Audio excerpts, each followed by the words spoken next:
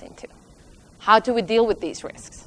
Maybe you can train when you do crisis management training annually with your staff. Maybe that's one of the scenarios you can use with that risk, so that people have trained the scenario, the similar kind of scenario at some point. Because if you have already thought about it, you already done your homework. You won so much time and efficiency when a crisis happens if you already trained and prepared your brain. And the third thing is to follow it up. Make sure there's a risk owner, because someone has a responsibility for that risk. And this is how I've done it. This is how I report to the board. It's not harder than that. So we have our operation. I have divided them into 3 categories to make it a bit easier. These are the extraordinary, like big black swan kind of risk, I would say. They can happen anytime and major consequences. Business risks, they're very, very close to our business planning, annual basis, more or less, to see what risks are on an annual basis. And the strategic risk are the long terms. How will this affect us long term? But I report them together so they get a holistic picture on how these come together. Because sometimes you might have something happening here that might have up here too, because they come together. Or these risks always affects this. Most likely these two. So they all come together. You can't separate them. So this is really just what I had to present today. It's just a brief description for you how risks can be managed in a corporate setting. Doesn't have to be complex, but you really, really have to challenge the staff and work with the staff to actually get a better understanding. So if you have any questions, I think it's like time for that now. And for those of you who don't want to address questions in public, I'm available the entire day. For those who don't want to talk to me in public or afterwards, you can all email me. So here's my, that's a good thing about having this name when you go, because there's no one else in Sweden with this name, or even in the world. So if you Google that name, I'm the only one. That's a bad thing when something bad happens to me, because that's, I'm the only one. So feel free to contact me anytime. Any questions related to this or whatever cognitive science does in the future, or whatever you have on your minds. I'm available. So thank you. Any questions?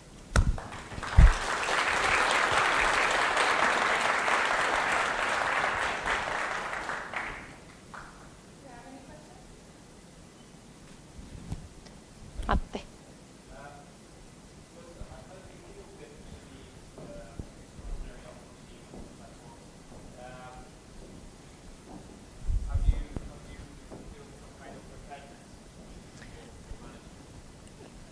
We have a 24-hour that we're just implementing a 24-hour sounds weird because they're always on 24/7, but really they have a duty schedule, the management team, so they can be reached 24/7, and we have our operations room, so people call in there if they see something or something happens.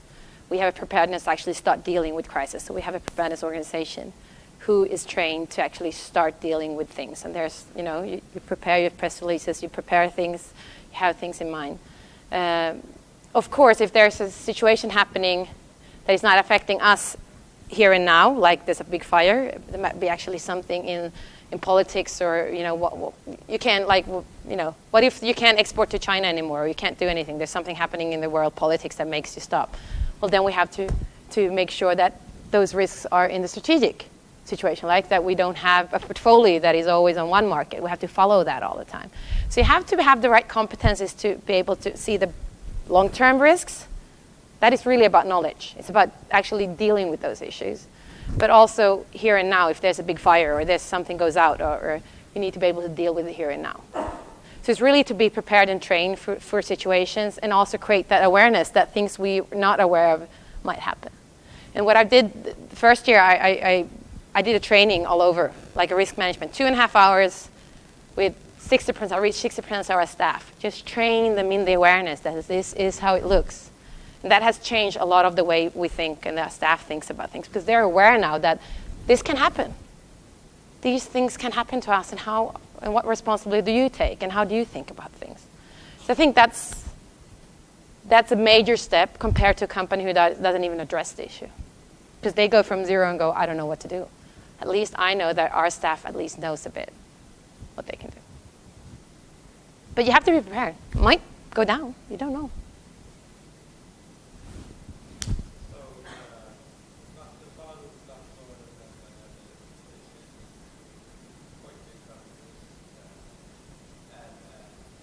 I think the space agency is actually pretty small compared to 40,000 Vattenfall, and Statoil is 550 is a division. Anyway. Hmm?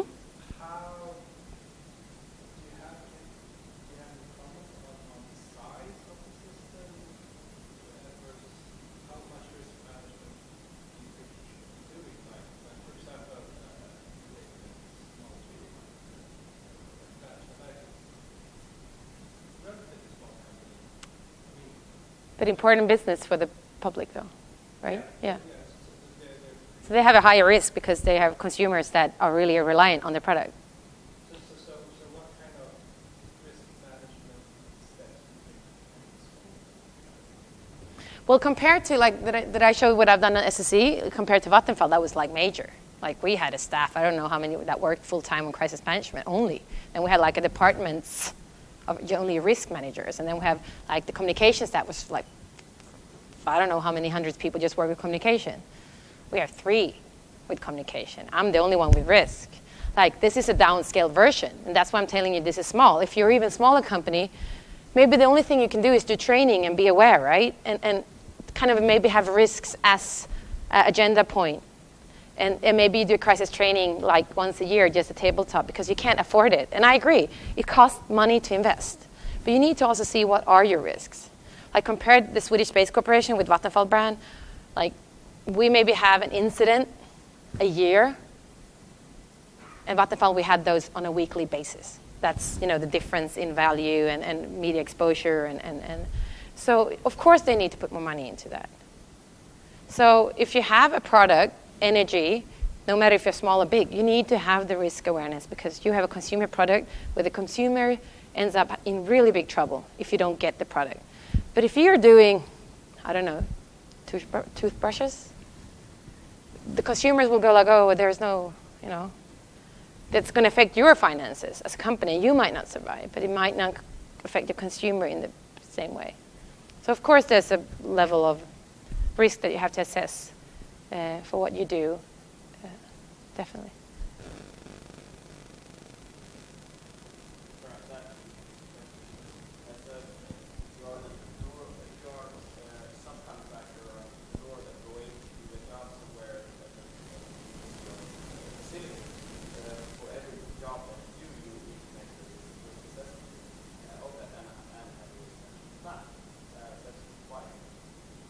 By law, yeah.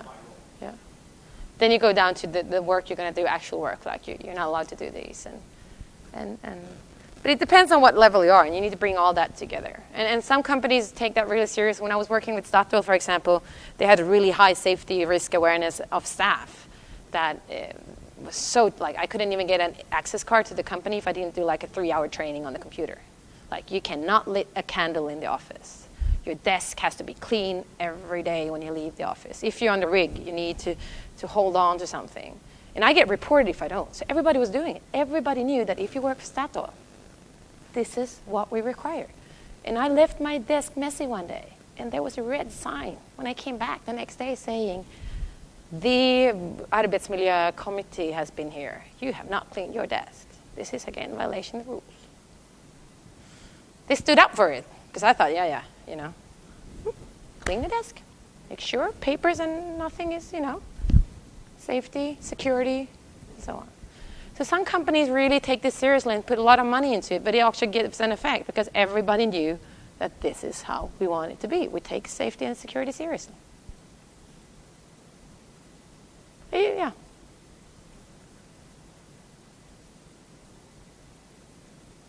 Any other questions? Yep. Yeah.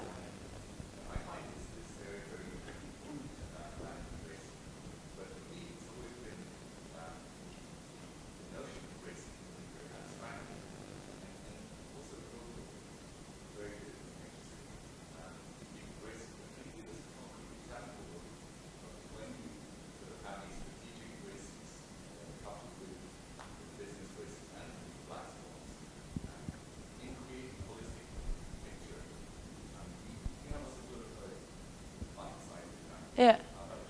Russia and Ukraine. No one saw that really come. Oh, Putin, yeah, maybe, but no one really saw that would happen that quickly, right?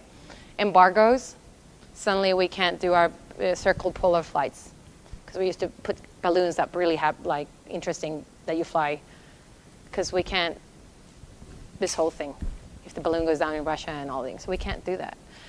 So what is that on a strategic level? We will lose the whole business idea. Is there anything we can do about that, or should we just shut that down? That's revenue, that's money for us. That's what we thought we would expand in our long-term strategy. That is one of the business ideas for the balloon flights. So for the business strategy long-term, we don't know what's going to happen. Can we solve this in a different way? That's a big risk for us because we might lose that. And the customers, of course, go to other parts of the world to see if they can do it in another way because we can't offer it. So does that affect the whole crisis, affect the business? Does the business risk as it come to money for that year? And yeah, definitely. Black Swan, did we see that coming? Not really, no. Not that it was so major that it was and such great impact. Could we have foreseen it? Maybe, yeah, and maybe we did because you can see things happening in the world. If you have knowledge, you can see and you follow the changes in the world. You can see that this area of the world is becoming sensitive, or we don't know what. You need to have contacts with the state departments and so on and learn. So that is really a concrete thing, right? There's a happening in the world that we can't really control, we can't affect. There's embargoes coming from the EU and the States and all over the world. And we need to deal with it. And it might affect the long-term strategy. We might find other solutions to do this. So that is a very concrete example of where you bring that together and affects short-term, long-term, and extraordinary. Hope that was concrete enough for you. Yeah. Yep. Just regarding the similarity. Yep. More about that because when you said that, I thought, for example, about when you wake up, and then decentralize power as much as possible. I guess that's when our reaction to that occurs. And that is only not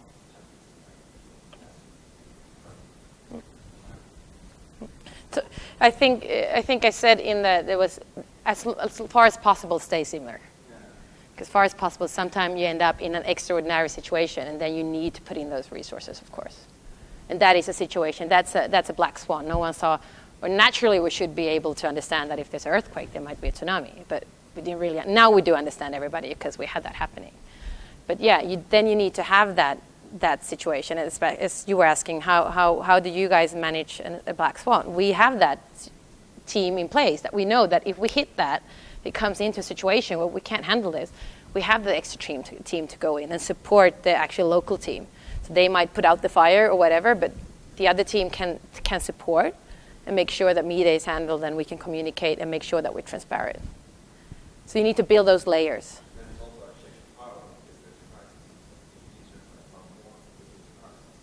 Yeah, you need it. Like if you say that if we have a big fire in Chile, for example, they need to put out. But the thing is that people think that, oh, I want to be in control and I can deal with everything. But I'm telling you, if you have a fire or you have a big emergency at your location, you don't have time for anything. You don't have time to talk to media or write a statement or something. You just need to deal with your staff and make sure that you can put that situation into control and get back to track. Then you need to push that into a crisis organization that can deal with all the other stuff happening. And usually, yeah. You can't formally change the responsibility of the department to change whatever. No, you need to work together. Because you can't suddenly start making decisions in Sweden on how they're going to deal with something in Chile. But you need to work together so that they can give you a brief on the situation, and then you can have clear heads thinking, hey, what do you think about doing this? Or maybe we should escalate this. But of course, if you need more staff, you need to bring more. Right? Maybe you need to, if you see a crisis prolonging, that, okay, this is not going to be over in 24 hours, and the staff is getting tired, they've been working 48 hours, you might need to fly staff in from another country. And this is something you need to prepare for too, to know which staff are those that you can send, which competences match with the staff in different locations, who can replace who. That's the kind of planning, that is what you do in crisis management, advanced proactive planning, is to know, so you don't end up in the situation dealing, okay, who should we send, and who and what, and do you have a visa, or do you have your passport, or, you need to know exactly how to deal with things. and train them together and make sure. So this is things that we're going to work on for the next 2 years to make sure that those key competences are actually paired up and maybe in different locations. And that is a business opportunity, because if you get a really good deal, you can bring staff over and you can deal with customers as well. So that's what I'm saying about opportunity risk. You can actually make that your a sales pitch, that you actually have trained staff all over the world and so on. That's awesome. But yeah, definitely a good question, because you need to deal with the power of responsibility. And that has to be trained. So people, because I've seen that a lot of times where managers, high-ranked managers come in and they get so nervous, suddenly they start telling people what to do. And all the routines that you've been trained are suddenly just not there anymore, because someone comes in and says, I'm the man, I'm the boss, do as I say, and they just mess it up. And you just make things worse. So when you train staff, remember always to train the executives. Always, always, always executives, not only the staff in the plants, always executives as well.